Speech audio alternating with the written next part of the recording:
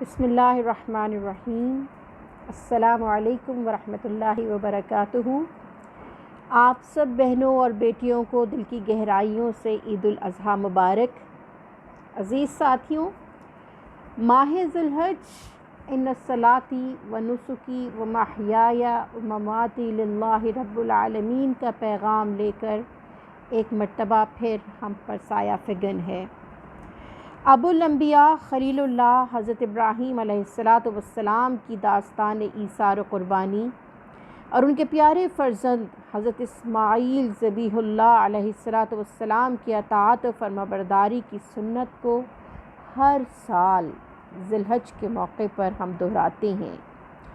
قربانی کا اصل مظہر باپ بیٹے کی پرعزم گفتگو اور جذبہ اطاعت و فرمانبرداری منتہائی بندگی ہے۔ دمبے کی قربانی تو اس کا فدیہ تھا۔ ہمیں بھی اپنے جانور کی قربانی کرتے ہوئے یاد رکھنا ہوگا کہ دین اسلام کی پاسداری کے لیے حضرت ابراہیم علیہ السلام، بی بی ہاجرہ علیہ السلام اور حضرت اسماعیل علیہ السلام جیسا جذبہ ایثار و قربانی اپنائیں۔ بندگی رب کی حقیقت کو سمجھیں، ہر حال میں رب کی پکار پر لبیک کی سنت کو اختیار کریں۔ پوری امت کے لیے دراصل یہی فلسفہ قربانی ہے۔ یہی دور حاضر کے نمرودوں کی غلامی سے نجات پا کر سرخروئی حاصل کرنے اور صرف اپنے رب رحمان اور رحیم کی عافیت والی بندگی اختیار کرنے کا راستہ ہے۔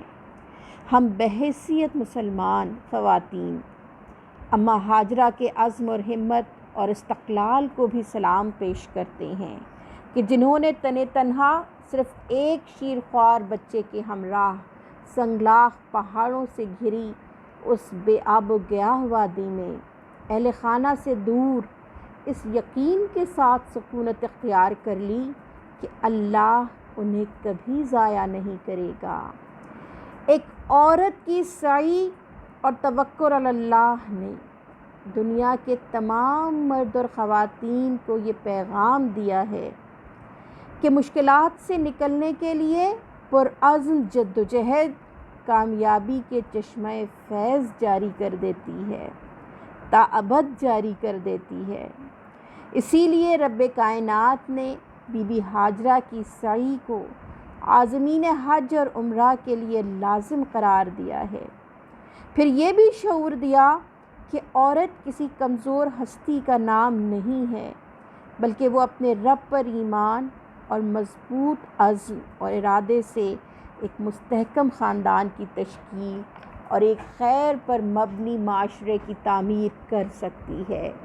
ایک امت کی تعمیر و ترقی میں ایک عورت کا کردار نہایت اہمیت کا حامل ہے۔ میری عزیز بہنوں اور بیٹیوں، آئیں عید الاضحیٰ کے اس موقع پر ہم بھی یہ عہد کریں کہ اسی خانوادہ نبوت کے نقش قدم پر چلتے ہوئے ہم اپنی خواہشات نفس، مال اور اولاد سب پر اللہ کی رضا کو مقدم رکھیں گے۔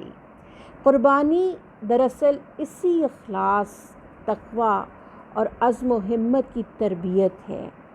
امت مسلمہ کے موجودہ حالات بھی اسوہ ابراہیمی کو اپنانے کا تقاضا ہم سے کرتے ہیں۔ امسال عید الاضحیٰ کے موقع پر وطن عزیز میں طوفانی بارشوں کا سلسلہ جاری ہے۔ اس کی تباہ کاریوں سے بچنے کے لیے بھی سچے دل سے رب کائنات سے توبہ و استغفار کریں اور متاثرین کی امداد کے ذریعے اللہ کی رضا کا حصول یاد رکھیں۔ رب کائنات سے دعا ہے کہ بندگی رب کے راستے پر چلتے ہوئے امت کو اتحاد اور بیداری نصیب ہو۔